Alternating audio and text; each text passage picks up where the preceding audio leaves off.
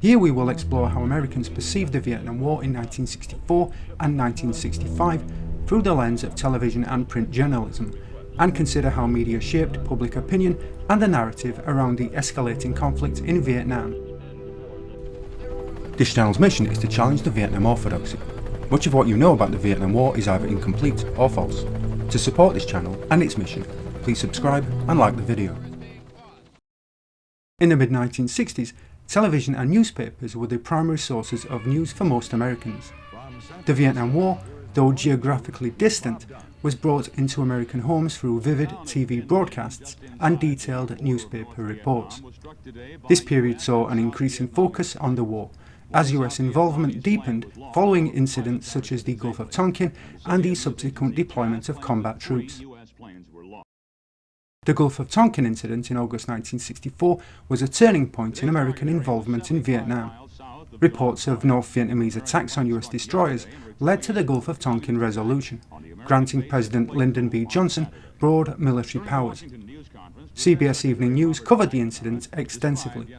On August 5, 1964, Walter Cronkite reported, "The attack on the USS Maddox has brought the US closer to direct military involvement in Vietnam.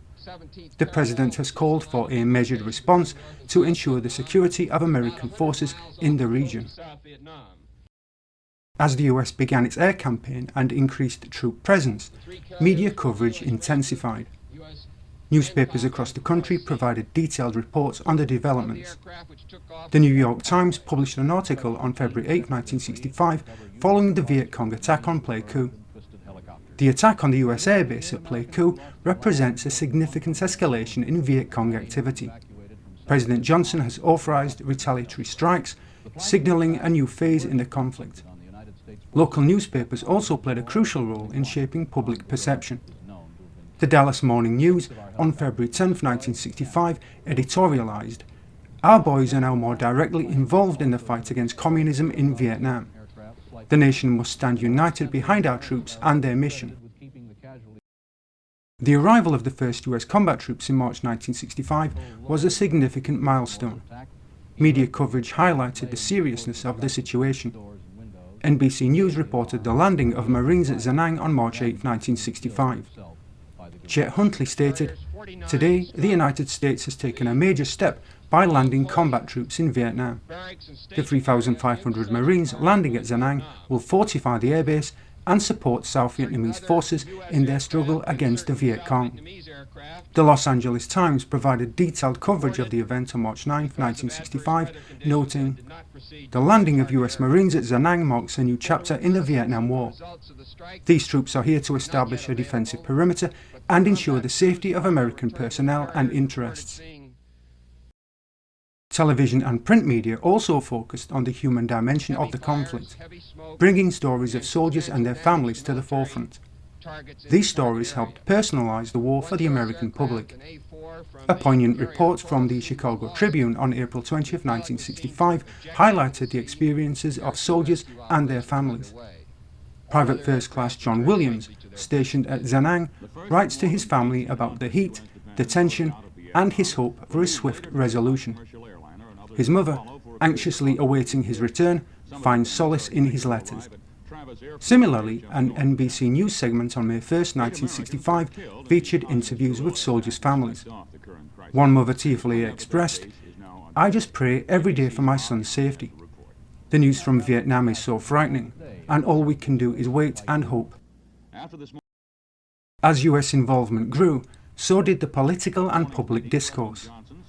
Newspapers and TV stations covered debates and dissent, reflecting the complexity of the situation. The Washington Post on May 5, 1965 published an editorial questioning the escalation. "As more American troops land in Vietnam, we must ask ourselves about the end game. What are our objectives, and how will we achieve them? The administration must provide clear answers."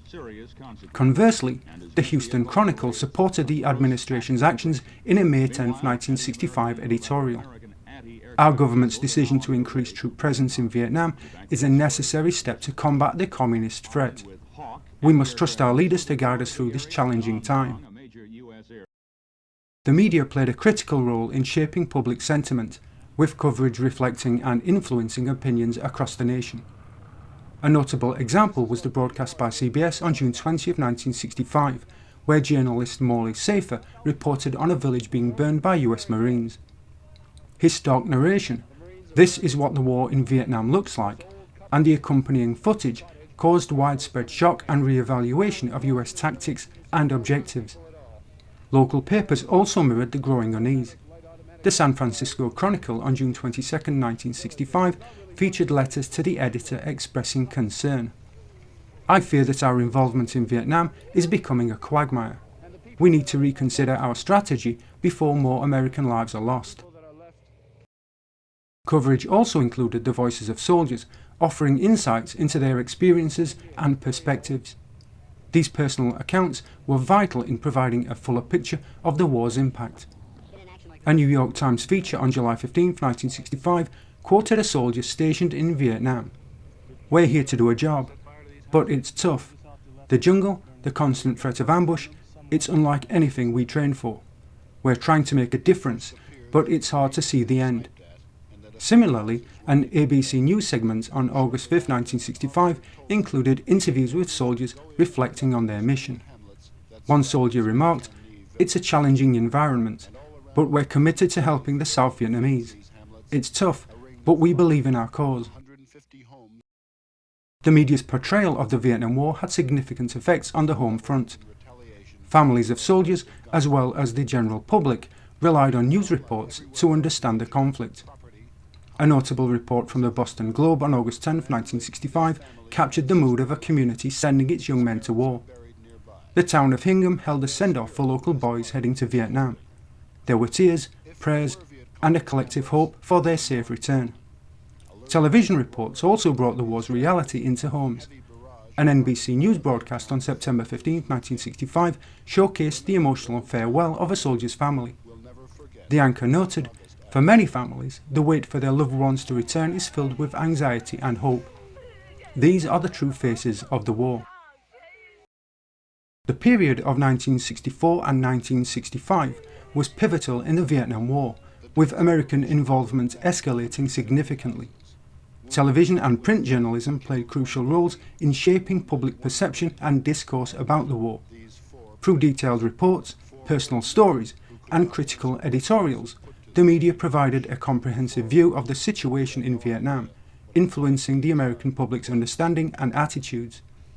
From the initial attacks and troop deployments to the human stories and political debates, the media's coverage of the Vietnam War during these years laid the groundwork for the profound impact that the conflict would have on American society in the years to come. That means a lifetime of backbreaking labor.